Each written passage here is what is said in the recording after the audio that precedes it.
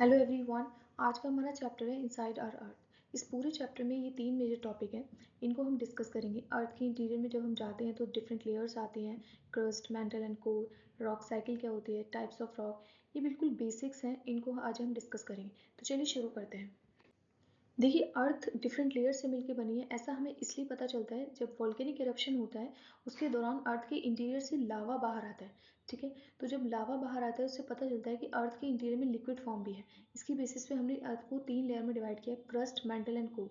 सबसे पहले आपका क्रस्ट आता है, जो आप solid forms upper most layer देखते हैं, एंड जैसे आप अंदर जाएंगे तो मेंटल आएगा, देन लास्ट में कोर आता है।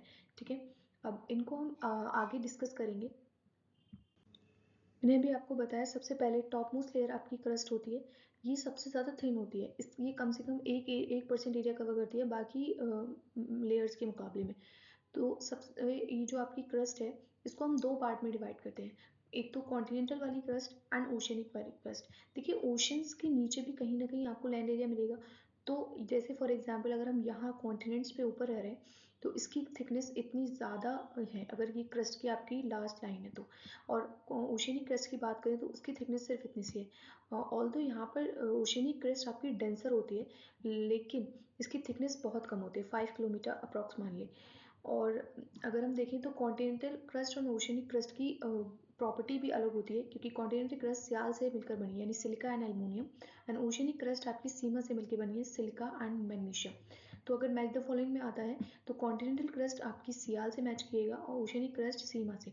ठीक है, नेक्स्ट है हमारा मेंटल। मेंटल भी ओशियनिक क्रस्ट की ही प्रॉपर्टी रखता है, ये भी सीमा से मिलकर बनता है।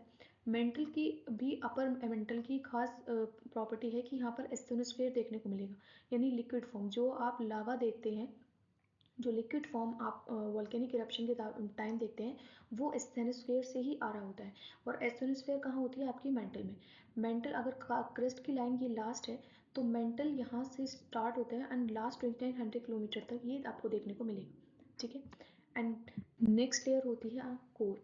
कोर इनर मोस्ट लेयर है, यानी सबसे लास्ट में जो आपकी लेयर आती है वो कोर होती है, एंड ये एक्सट्रीमली हॉट लेयर है। ठीक है, एक्सट्रीमली हॉट, जैसे मैंने आपको भी बताया कि आप जैसे जैसे इंटीरियर में जाएंगे तो टेम्परेचर इंक्रीज होता है एंड प्रेशर भी इंक्रीज होता है, जिसकी वजह से हम यहाँ पर आपको एस्थेनोस्फेयर देखने को मिलेगा टेम्परेचर ज़्यादा होने की वजह से।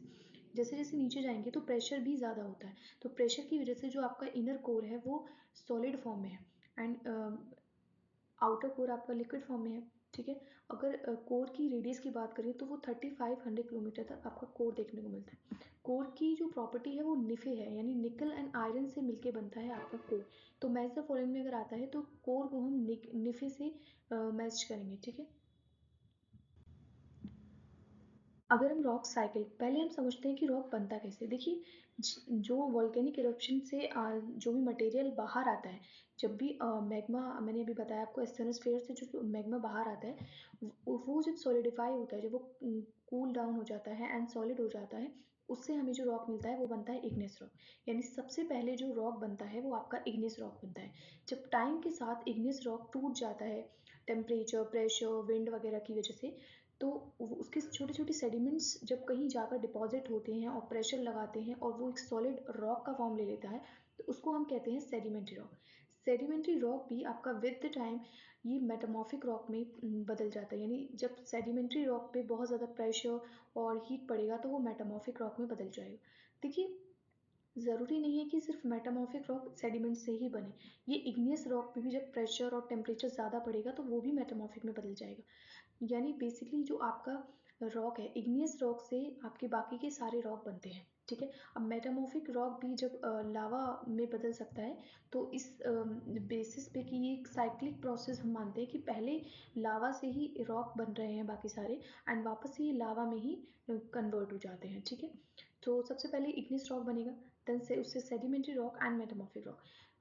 ये एक 3 मेजर रॉक हैं। सेडिमेंट्री रॉक मैंने आपको बताया कि ये सेडिमेंट से बनता है, मेटामॉर्फिक रॉक इग्निस से भी बन सकता है एंड सेडिमेंट्री रॉक से भी बन सकता है, क्योंकि इसका प्रोसेस होता है हाई प्रेशर और टेम्परेचर की कांटेक्ट में। जब भी कोई रॉक आएगा तो मेटामॉर्फिक रॉक में बदल जाएगा।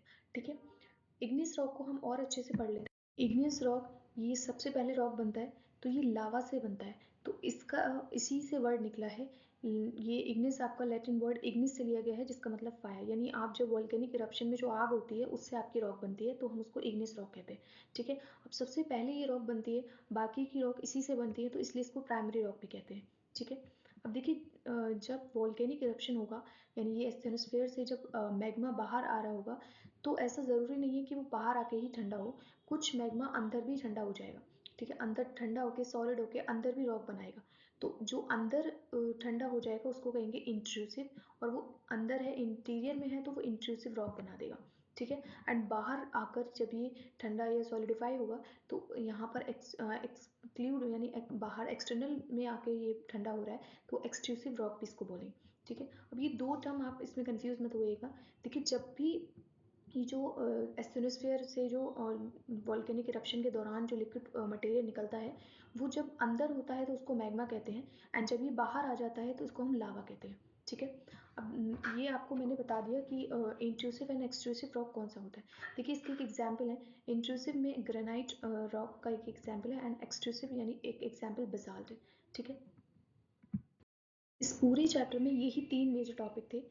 तो आई होप आपको समझ आया होगा। मिलते हैं नेक्स्ट वीडियो में। Thank you.